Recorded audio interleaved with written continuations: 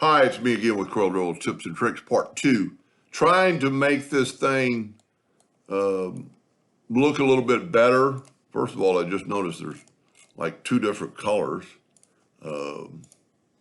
That's CMYK and that's CMYK, but that's a line. So here's what I would do to make these lines joint and look pretty good. Let me see how that's off. And you could do it, but you'd spend a lot of time, and I think this might be better. I'm going to take this line, and I'm going to go to Object, and I'm going to convert the outline to an object. And then I'm going to left-click, right-click, and I am going to make it a hairline. Now I'm going to take this one, I'm going to take away the fill and right-click. Now you see how thick it is. That's because it's probably a curve. Let's just select it all. Let's zoom in and select that line and see we'll make it a hairline, but it's a thicker hairline. So we're going to go to Object and ungroup it, and then go to Object and break the curve apart and see it made it back to a hairline. We don't need to change this, but we'll go ahead and change this one too. Now this will take a little bit of time. I'm going to left click, right click that line, and then turn this into a hairline. And you would be probably, this is all one curve, so you'd be maybe working on it all together. But what I think is going to make it look better, if we take this edge, I'd actually take both these nodes and have them snap to there. Then I'm going to take my virtual segment delete key and delete through there. So this made this one object that we're going to actually fill in here in just a second. So we're going to do the same thing. You could do this with the pick tool and just move it over, but I think we don't want to mess up the bottom, so I'm going to grab the two nodes and have them basically snap to there and then go through and delete that. Now, I would actually probably work on all these lines, but once we fill this in, see, like that line is going to look funny when we fill it in. You could quite possibly, let's see how this looks first.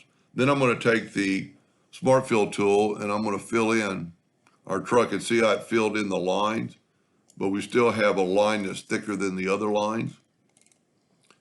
But see how our door now looks even? Now, realistically, we're going to take the Smart Fill tool again and fill that in, and we have the white handles. Now, we might want to, this is a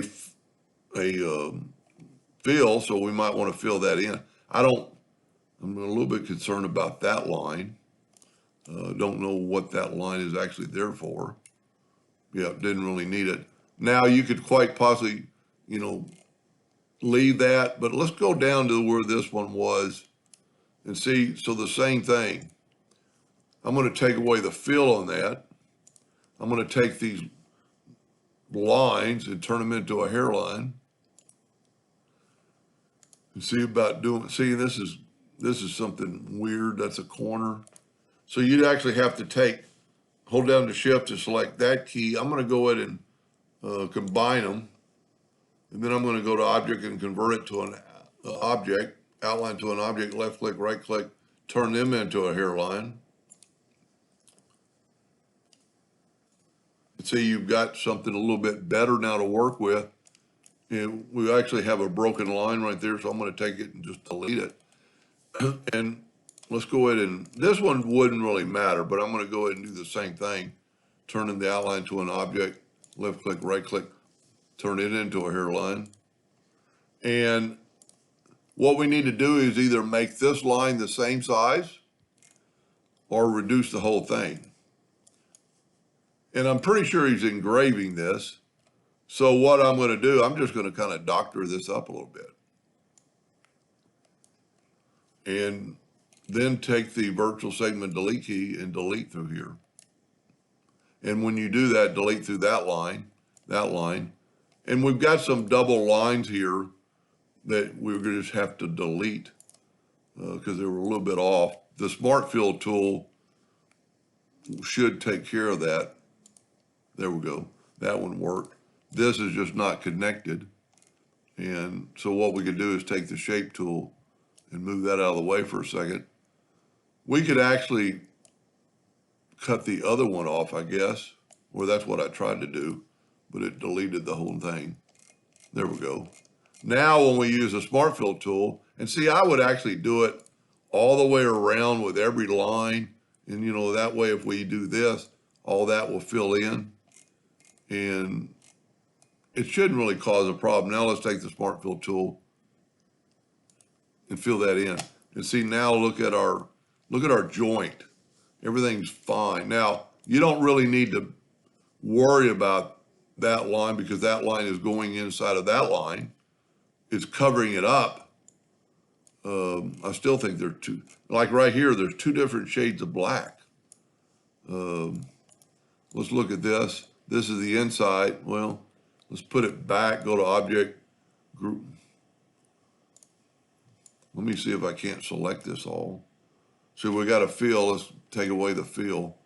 That's what it is. The fill is just not, and since he's a laser engraving, you really need to make this all black anyway and make it RGB. But let's just take there we go. Just take and make the fill the same color. I do not think it's going to change the engraving, but those two shades of black might. So take away the fill and then fill it with a black. But your file is on CMYK, and there's nothing wrong with that, but it's just not as good a black. So I would change your color palette to RGB. And I think you'll get because there's a difference in between the two blacks. But other than that, I think we're good to go. The door looks really good now. I mean, look at the difference that we did in section 1 or part 1 of this. Anyway, I hope that helped him a little bit, and thank you for watching.